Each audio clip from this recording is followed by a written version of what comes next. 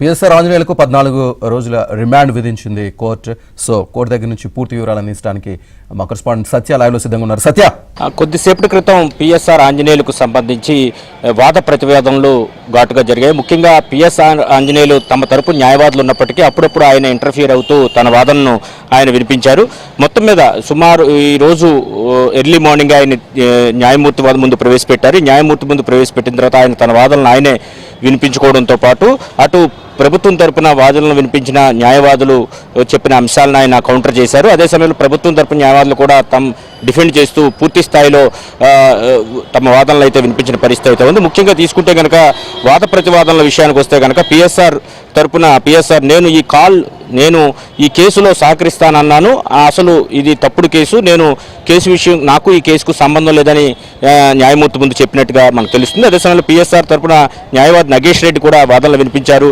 కేసులో technical details ఆయన చెప్పుకొచ్చారు. హైకోర్టులో మిగతా నిందితులకు బెయిల్ ఇచ్చారు, అసలు రిమాండ్ విధించాలనే దానికి బేస్ లేదు అని కూడా ఆయన తన వాదనలు అయితే వినిపించారు. రిమాండ్ రిజెక్ట్ చేయాలని కూడా ఆయన కోరిన పరిస్థితి. ప్రభుత్వం తరపున హైకోర్టు ఏజీపీ సాయి రోహిత్ వాదనలు వినిపించారు. విశాల్ గున్ని ప్రకారం జిత్వానీ కేసులో ప్రణాళికాబద్ధంగానే మొత్తం వ్యవహారం అంతా నడిపించారు, అంతా కీలకమైనటువంటి పాత్ర అంతా కూడా పిఎస్ఆర్ ఆంజనేయులే పోషించారనేది విశాల్ గున్ని స్టేట్మెంట్ ఉందని కూడా ఆయన రోహిత్ చెప్పడం జరిగింది.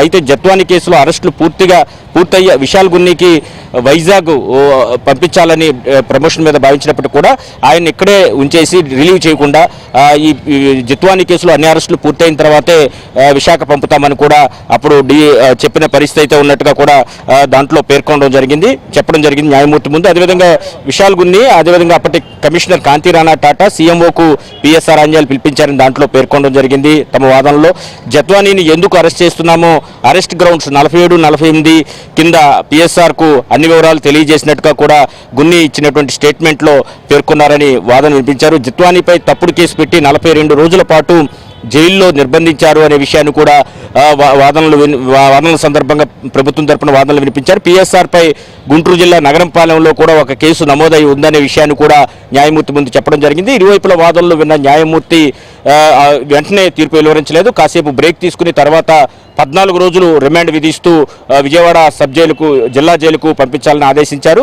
14 రోజులంటే వచ్చే నెల 7వ తేదీ వరకు పిఎస్ఆర్ ఆంజనేయులకు రిమాండ్ అయితే న్యాయమూర్తి జ్యుడిషియల్ రిమాండ్ అయితే విధించిన పరిస్థితి అయితే ఉంది. రిమాండ్ విధించాలని ప్రభుత్వం కోరిన మీదట 14 రోజులు రిమాండ్ విధిస్తూ కొద్దిసేపటి క్రితమే తెలియజేయడంతో ఇక్కడి నుంచి పిఎస్ఆర్ ఆంజనేయులు కూడా విజయవాడ జిల్లా కర్మాగారానికి అయితే తరలించారు.